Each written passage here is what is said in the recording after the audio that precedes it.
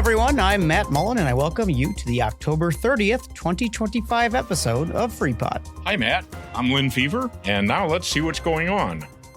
Due to the government shutdown, employees in federal courts in northern Illinois are not being paid, and the courts have reduced operations. The chief judge for the Northern District of Illinois announced these changes for court employees, including those at the U.S. Courthouse in Rockford. Freeport does have a federal courthouse on the second floor of the post office building, but it's rarely used and generally only for functions of a more symbolic nature, such as historic or milestone events. Following the departure of Freeport Police Chief Chris Schenberger after 27 years of service, Mayor Jody Miller has sworn an interim police chief, Travis Davis, into office. The search for a permanent chief is underway. Thank you and good luck to interim Chief Davis. In other Freeport Police Department news, the City Council approved 2 security cameras to be placed on city-owned poles in the downtown area.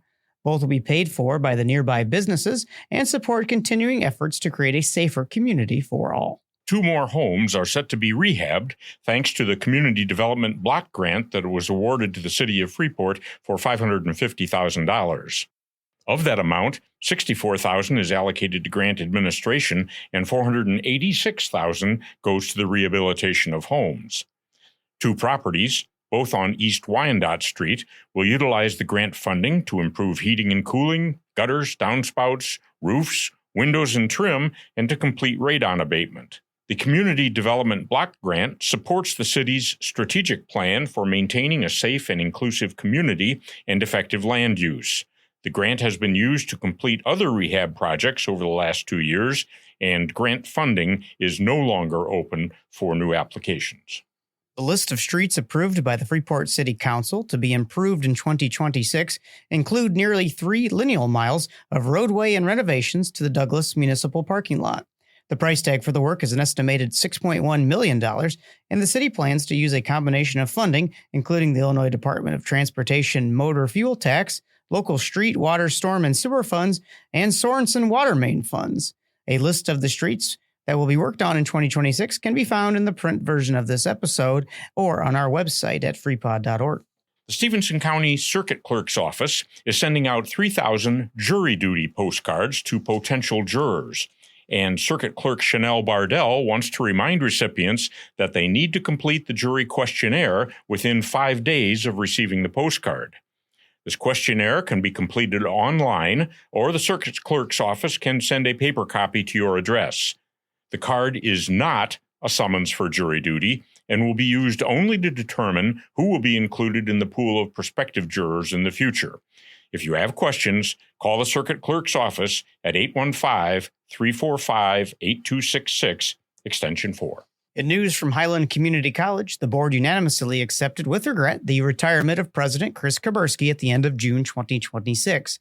The board also unanimously approved a contract with a search firm for $66,000 to find a new president. In other unanimous approval, the board granted permission for the administration to proceed with architectural plans and other preparations for the construction of an athletic events complex at an estimated cost of $38 million.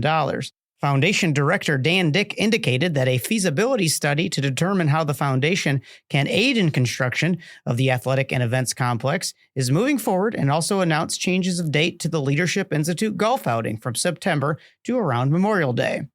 President Kuberski reported that the joint Highland YMCA task force that is working to coordinate the 2 entities' separation and cooperation will meet again in December. Freepod will continue to report on the outcomes of these discussions as they occur. In other Highland news, the college welcomes Chris Dalio as the new assistant men's basketball coach.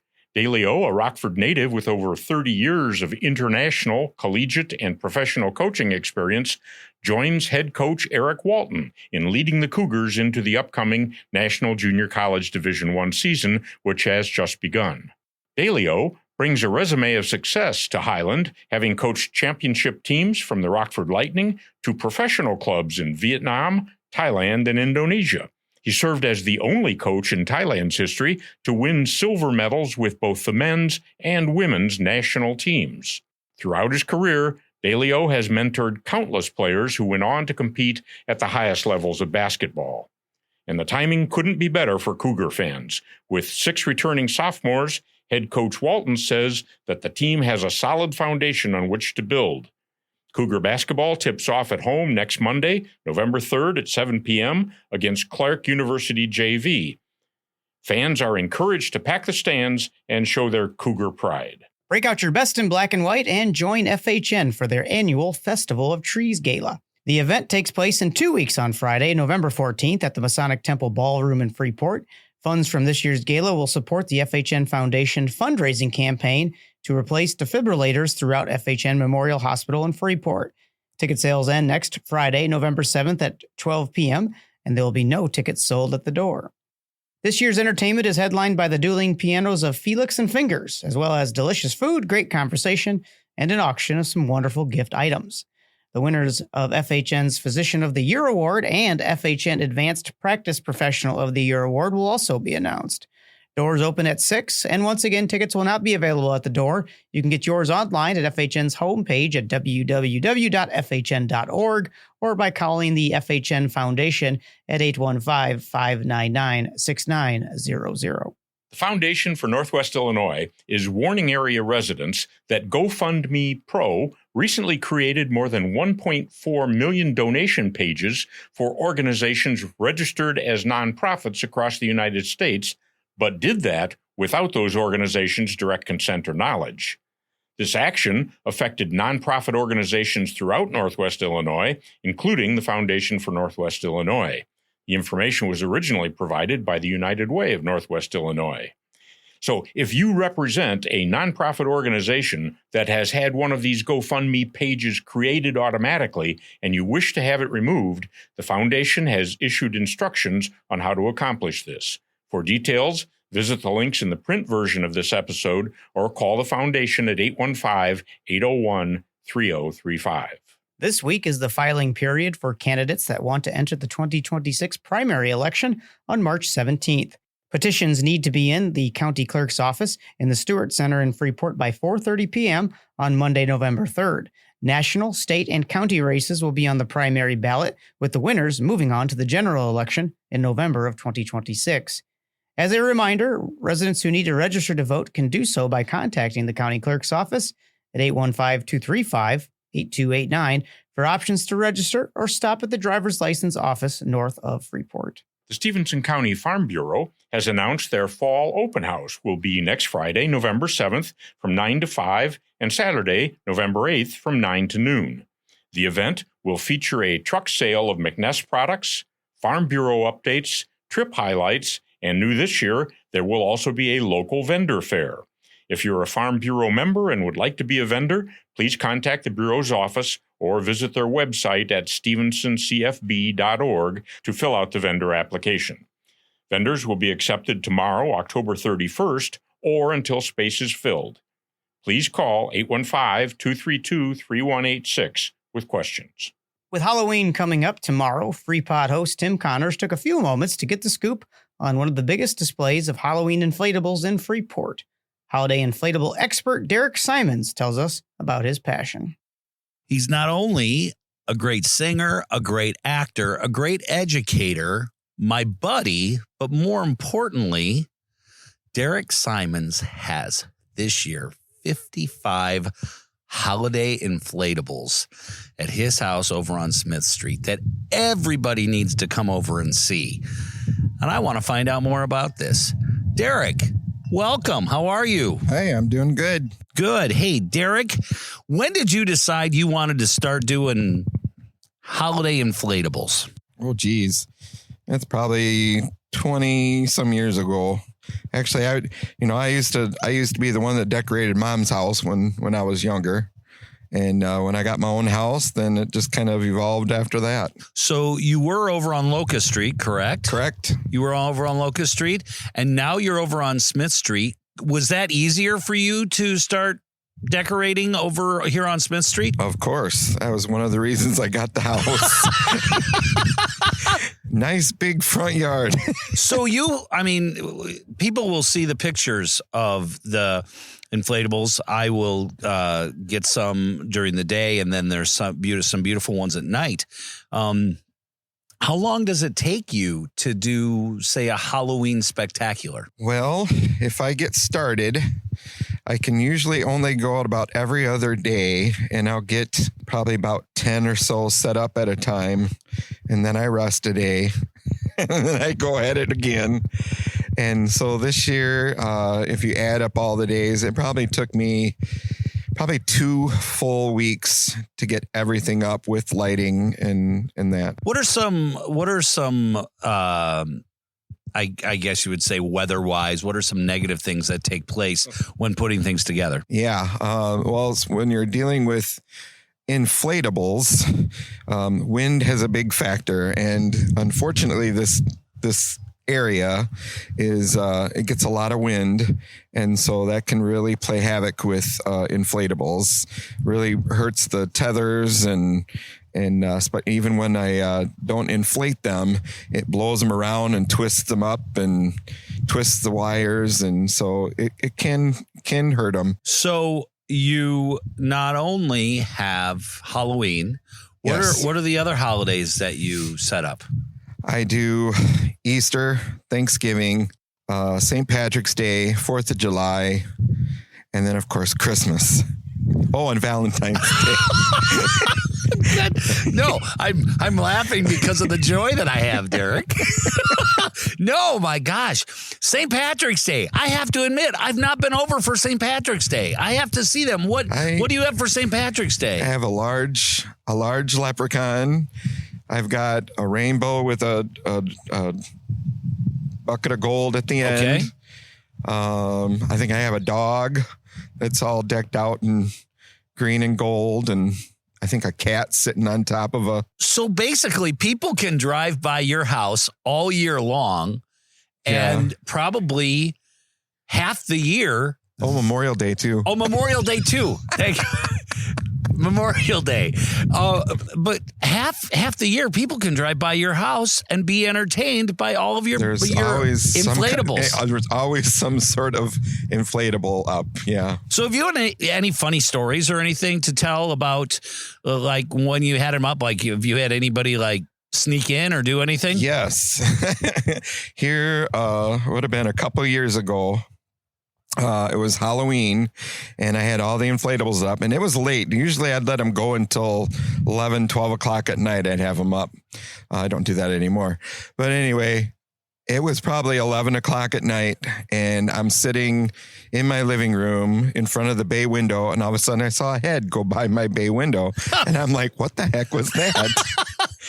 And I looked out, and there were 3, I would say, college-age students out walking around my yard, taking pictures with the different inflatables. And I went out and greeted them. And nice, I bet.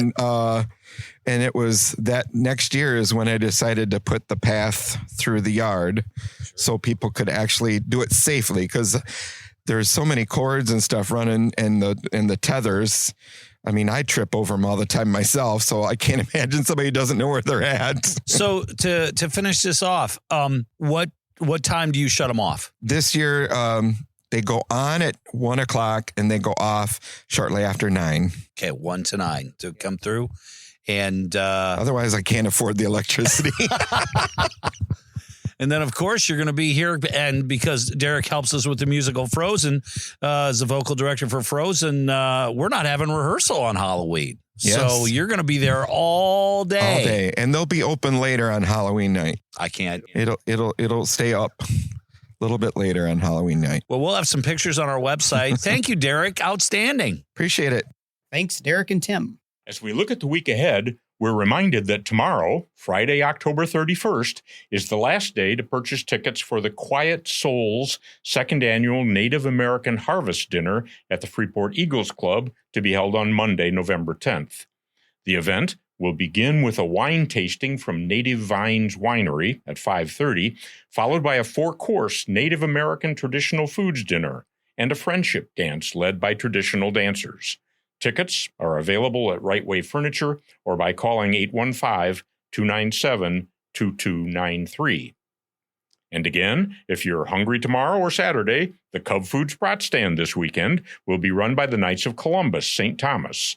They'll be there Friday and Saturday from 11 to 5, serving brats, burgers, hot dogs, and ribeye sandwiches. And this Saturday, November 1st, is also the first Saturday of the month.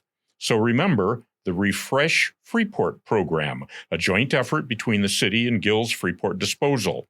It provides monthly, free bulk trash disposal for Freeport residents on the first Saturday of every month. Bring your loads to the Freeport Transfer Station on South Walnut from 8 to 11 on Saturday. Please bring a valid ID for proof of residency, and also please cover up your load with a tarp to prevent litter. This program does not accept yard waste, tires, hazardous waste like paint and oil, electronics, or appliances. On Wednesday, November 5th, Ed Finch and Freepot host Alan Wenzel will host the next movie in the Lindo Theater's Select Picks Classic Film Series. Just in time for the Halloween season, they'll be screening the powerful political drama A Face in the Crowd from 1957. The film stars Andy Griffith and Patricia Neal in the story of a country singer who becomes a corrupt political personality. Showtimes are at 1 p.m. and 7 p.m. at regular ticket prices, and attendees are invited to stay after the show for a discussion about the film and a question and answer session. 2025 is the 15th year of the popular film series hosted by Finch and Wenzel. Also next Wednesday, November 5th, at the Senior Resource Center and the University of Illinois will host another of their Healthy Aging series presentations. From 1 to 3 p.m. at the center, you can learn more about the importance of understanding inflammation and the power of social connection, as well as how diet, physical activity, stress management, and meaningful relationships can impact inflammation in your body. Cost of the event is $5, and all are welcome. To register, you can call the extension at 815-235-4125. Finally, don't forget to set your clocks back an hour this Sunday, November 2nd. This year, the clock's reset occurs on the earliest possible date for the end of daylight savings time. The clocks will fall back from 2 a.m. to 1 a.m. over Saturday night, so you will gain an extra hour of sleep, and the sun will rise and set about 1 hour earlier on Sunday than it did on Saturday. If you're looking for something to do, visit the Greater Freeport Partnership website and click on weekly events, and also subscribe to the City of Freeport's monthly newsletter at cityoffreeport.org. We have links to both of these sites in the print version of this podcast. And we want to remind you that people seem to be enjoying the in-depth interviews that you can hear every week on FreePod. This week's interview featured Tim Connors chatting with well-known Freeport native and attorney Tim Mahoney about Freeport over the years and what makes it special. Mahoney just published a book, too, titled Lump of Coal to a Diamond, about how to survive and thrive through any crisis. The content is drawn from decades of guiding clients through their darkest hours, as well as handling his own personal and financial crisis. The book is available online for Kindle readers at Amazon.com, and the interview between the two Tims, which aired this past Tuesday, is available online and can be listened to anytime. Next Tuesday, FreePod host Alan Wenzel visits with FHN President and CEO Mark Gridley about FHN's upcoming affiliation with Mercy Health.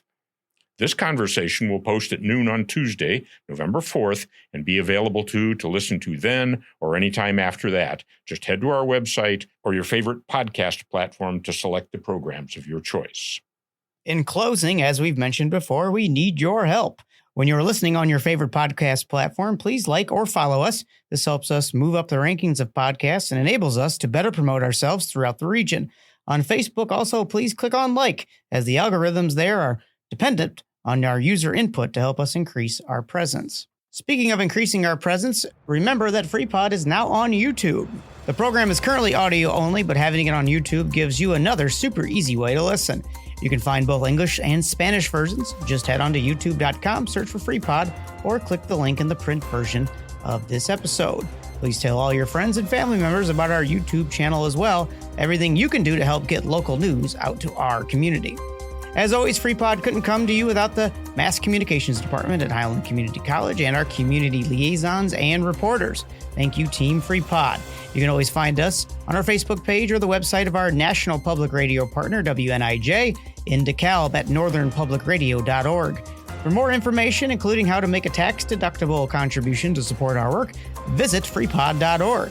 With that, time's up for this week. Tune in again next Thursday at noon or anytime after that on our website or your favorite podcast platform. For more about what's happening in Freeport, for Lynn, I'm Matt saying Happy Halloween.